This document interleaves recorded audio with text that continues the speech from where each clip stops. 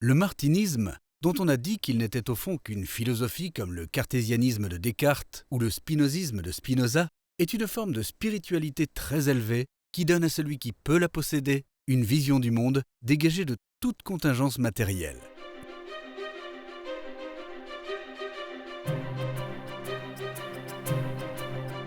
Alors que la France s'agite dans les prémices de la Révolution, un homme s'emploie à élever les consciences de ses contemporains.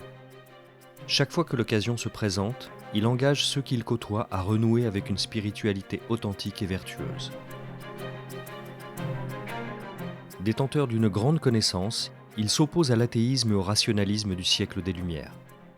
Ce théosophe, né le 18 janvier 1743 à Amboise, en Touraine, se nomme Louis-Claude de Saint-Martin.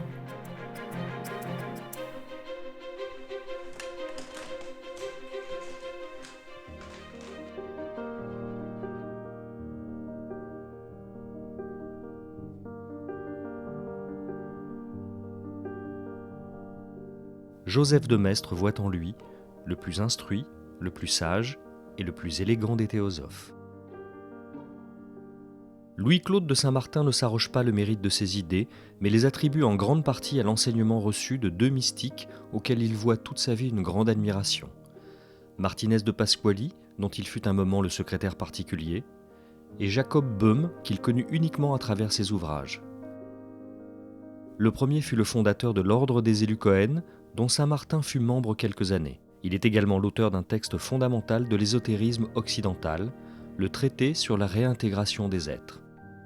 Quant à Jacob Böhm, théosophe allemand du XVIIe siècle, il est considéré comme un personnage majeur de l'illuminisme chrétien.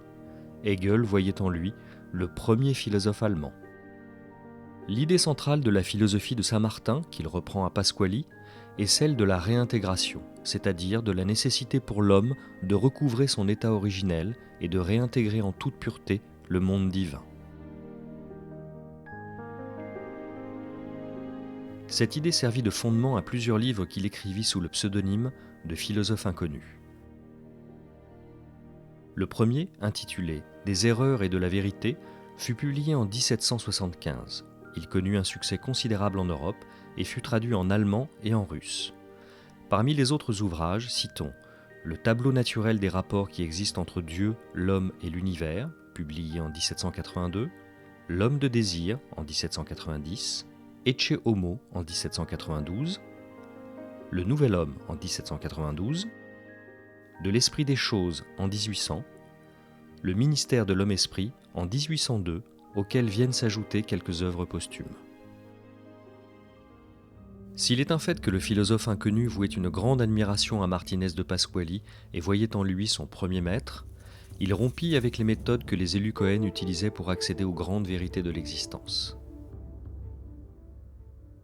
Ceux-ci employaient la théurgie,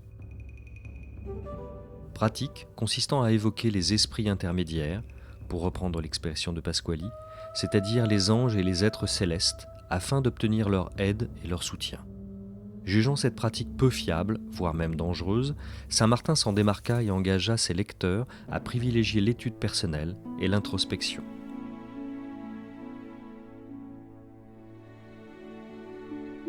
En cela, il insista beaucoup sur les bienfaits de la prière et de la méditation.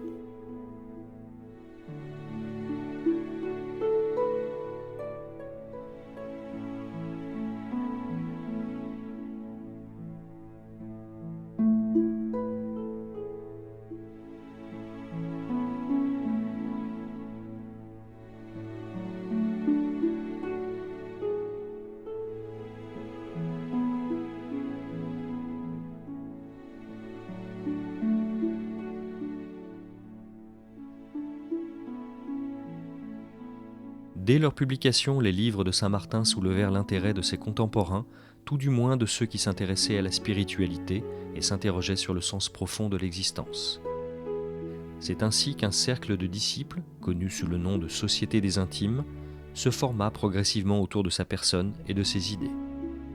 Les uns se limitaient à lire ses ouvrages, les autres, beaucoup moins nombreux, participaient à des causeries tenues en sa présence. Après son décès, survenu en 1803, ses enseignements et ses pratiques se perpétuèrent d'une manière confidentielle, d'initié à initié.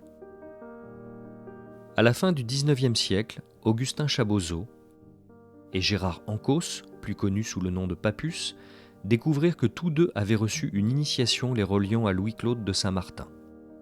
Soucieux de la perpétuer à leur tour, ils créèrent en 1889 un mouvement initiatique auquel ils donnèrent le nom d'ordre martiniste. Bien que cet ordre n'avait encore aucune structure ni de règles véritables, le nombre de ses membres augmenta rapidement. Ainsi naquit le martinisme, mouvement qui se plaçait sous les auspices du philosophe inconnu. En 1891, Papus fut élu grand maître de l'ordre martiniste. Sous son impulsion, cet ordre prit un essor considérable, non seulement en France, mais également dans la plupart des pays européens, en Russie, en Amérique du Nord et en Amérique du Sud.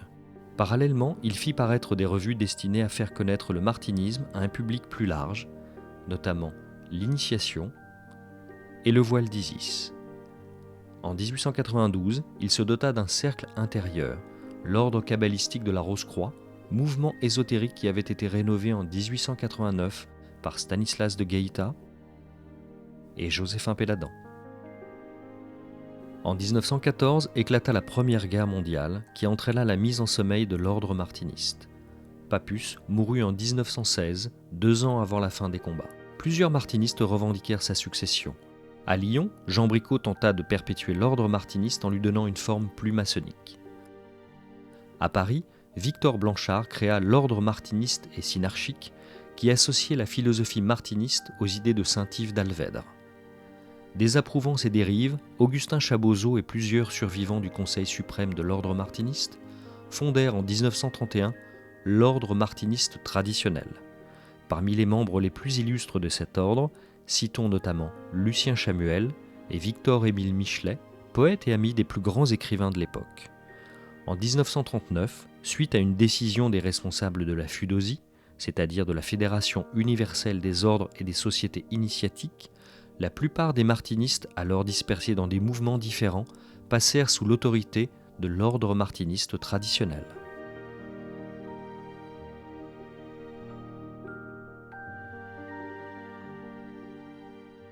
De nos jours, le mouvement martiniste le plus actif reste l'ordre martiniste traditionnel, dont le siège se trouve en France, en Normandie.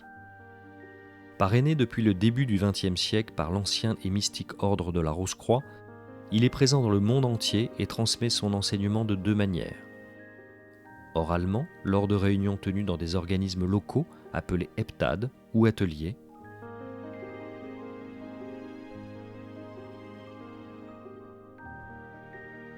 et par écrit à travers des manuscrits adressés individuellement à chaque membre.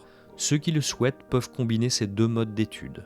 Précision qu'elle s'échelonne sur 3 degrés fondamentaux, suivi d'un 4e qui s'apparente davantage à un cercle de réflexion et d'approfondissement. L'enseignement martiniste traite essentiellement des grands thèmes relatifs à la tradition judéo-chrétienne, mais dans une approche ésotérique. Parmi les sujets étudiés, citons par exemple les origines de la création, la chute de l'homme, la Kabbale, l'Ancien et le Nouveau Testament, les évangiles apocryphes, le livre de la nature, le livre de l'homme, la Sophia, la science des nombres, l'angélologie, le monde invisible, la symbolique céleste, etc. Précisons que ces sujets sont étudiés sous un angle théorique et pratique, en ce sens qu'ils font l'objet d'expériences mystiques destinées à mieux intégrer les notions abordées. Parallèlement à l'enseignement oral et écrit qu'il perpétue actuellement, l'ordre martiniste traditionnel publie la revue Pentacle. Considérée comme une référence dans ce domaine, cette revue accessible au public propose des thèmes divers ayant un lien avec le martinisme et d'une manière générale avec l'ésotérisme occidental. Par ailleurs, sous couvert de l'Université Rose-Croix internationale, l'OMT présente régulièrement des séminaires et des conférences sur des thèmes liés eux aussi à la pensée martiniste. Contrairement à ce que l'on pourrait penser a priori, le martinisme ne se limite pas à une étude intellectuelle. Il s'agit avant tout d'une philosophie, c'est-à-dire d'un mode de pensée et de comportement. Selon les termes du philosophe inconnu, son but est d'amener le martiniste à faire fructifier le germe divin que tout être humain possède au plus profond de lui-même, et ce faisant, à penser, à parler et à agir sous l'impulsion de ce qu'il y a de plus spirituel en lui. D'un point de vue martiniste, quiconque y parvient devient un agent de la divinité parmi les hommes et s'assure de réintégrer l'état adamique après la mort, c'est-à-dire de trouver la félicité éternelle. Bien que le martinisme prenne sa source dans la tradition judéo-chrétienne, on aurait tort de penser qu'il s'adresse exclusivement aux juifs et aux chrétiens. N'étant pas une religion mais une philosophie pratique, toute personne qui s'intéresse aux sujets évoqués précédemment peut être considérée comme un martiniste dans l'âme. C'est ce qui explique pourquoi l'ordre martiniste traditionnel compte parmi ses membres des hommes et des femmes qui appartiennent à toutes les religions existantes, ou même qui n'en suivent aucune. Par ailleurs, ils sont de toute race, de toute nationalité et de toute classe sociale. En cela, l'OMT se veut une fraternité à la fois internationale et cosmopolite. Si le martinisme est ouvert aux fidèles de toutes les religions, il est un fait qu'il accorde un intérêt particulier à la symbolique chrétienne et au Maître Jésus. Mais cette importance n'est pas de même nature que celle qui lui est donnée dans la religion chrétienne, fût-elle catholique, protestante ou orthodoxe.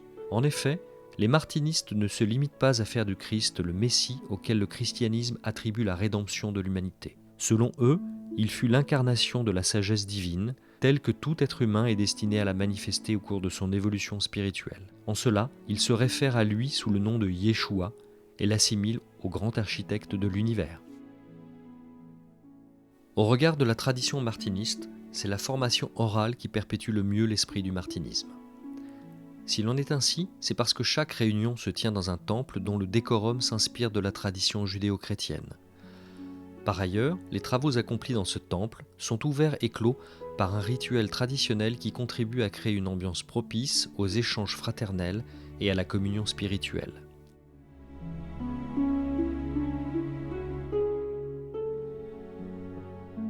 Il faut préciser également que c'est là que sont conférées les initiations martinistes, telles qu'elles se sont transmises depuis les origines de l'ordre.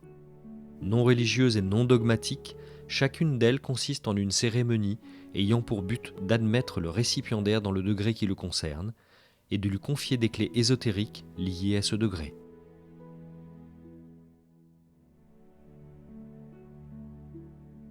Mais pour les martinistes, il existe une initiation qui transcende toutes celles que l'on peut recevoir dans un temple. C'est celle ultime qui provient du Maître intérieur, c'est-à-dire de Dieu en l'homme. Pour reprendre les termes de Louis-Claude de Saint-Martin, cette initiation est celle par laquelle nous pouvons entrer dans le cœur de Dieu et faire entrer le cœur de Dieu en nous pour y faire un mariage indissoluble. Il n'y a d'autre mystère pour arriver à cette sainte initiation que de nous enfoncer de plus en plus jusque dans les profondeurs de notre être.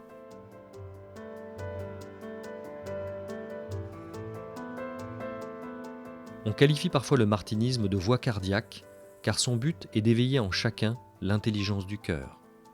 Ce qui fit dire au philosophe inconnu que ce n'est pas la tête qu'il faut se casser, mais le cœur. En vertu de ce principe, l'enseignement martiniste ne s'adresse pas au mental et n'est pas destiné à acquérir des connaissances purement intellectuelles.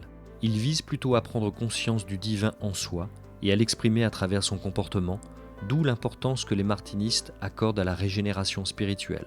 En cela, ils œuvrent à leur perfectionnement, non seulement dans le but de s'améliorer eux-mêmes, mais également pour rendre la société meilleure.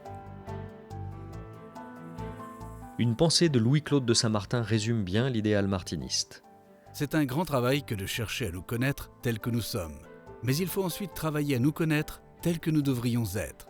Ces deux sciences sont liées et doivent continuellement nous occuper. Une troisième science vient après ces deux et c'est sans doute la plus difficile de toutes. C'est qu'après avoir appris à connaître ce que nous devrions être, il faut travailler sans relâche à le devenir. Soucieux d'œuvrer à leur germination spirituelle et de contribuer à l'élévation des consciences, c'est précisément à ce but que se consacrent les martinistes actuels, à travers leur enseignement et leur philosophie.